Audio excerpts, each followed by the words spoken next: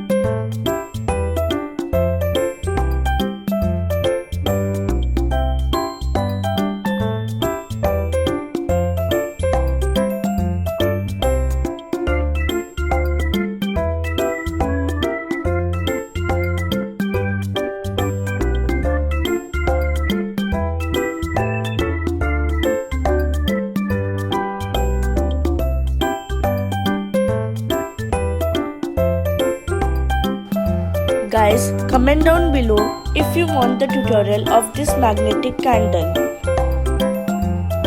I hope you have liked this video. Give it a thumbs up and subscribe to my channel. Also, stay home and stay safe. I will meet you very soon with the next video.